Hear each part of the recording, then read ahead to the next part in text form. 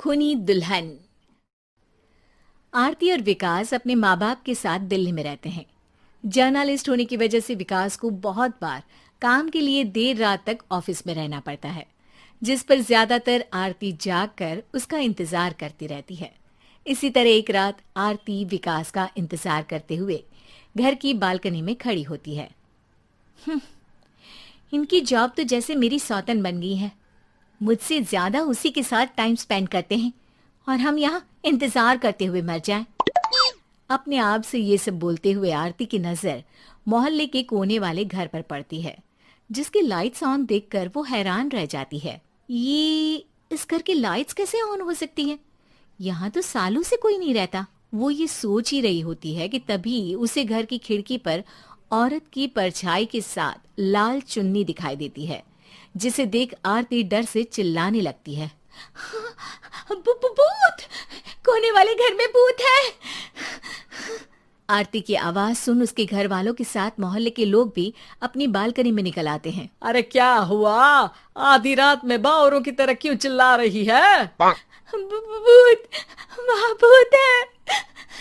आरती की बात से सब उस घर की तरफ देखने लगते हैं, लेकिन वहाँ कुछ नहीं होता। भाभी जी, लगता है आपने सपना देखा होगा।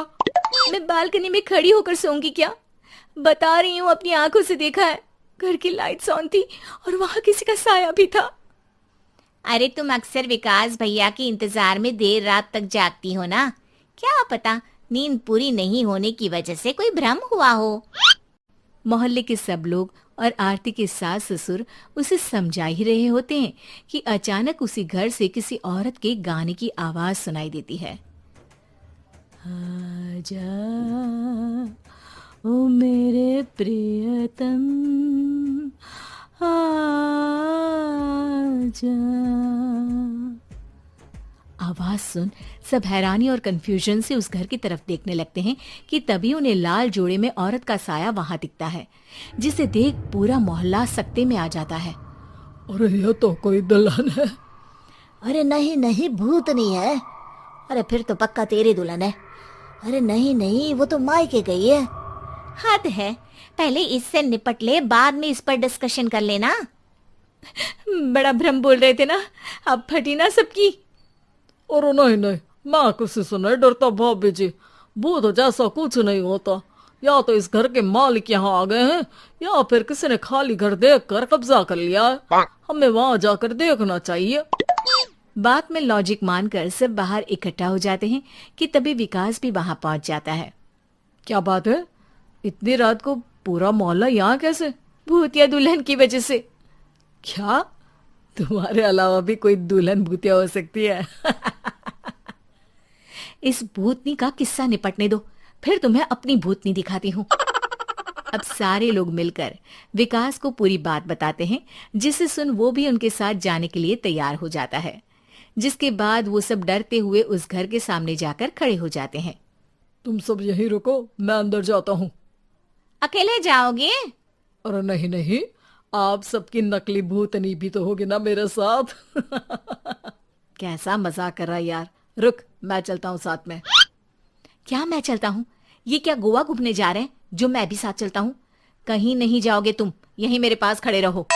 बहू, सिचुएशन समझो। हाँ, घर जाकर सुना लेना। हे भगवान, मम्मी तुम किसकी मम्मी हो?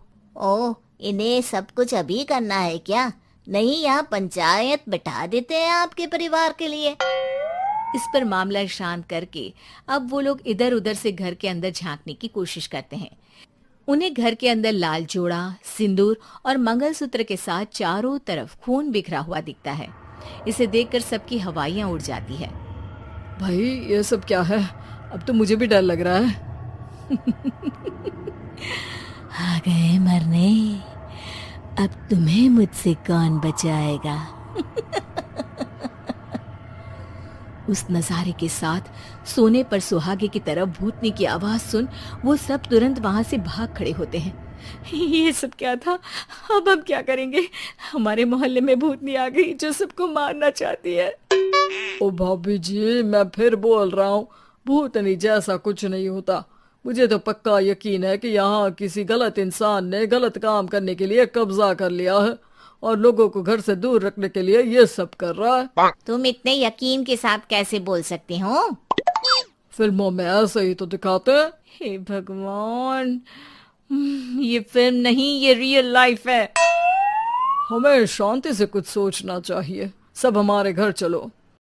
सब आरती के घर में इकट्ठा हो जाते हैं।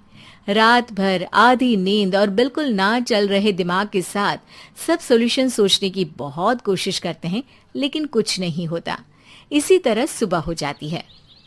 ऐसे कोई भी उपाय नहीं निकलेगा। सब पूरी रात के थके हुए हैं।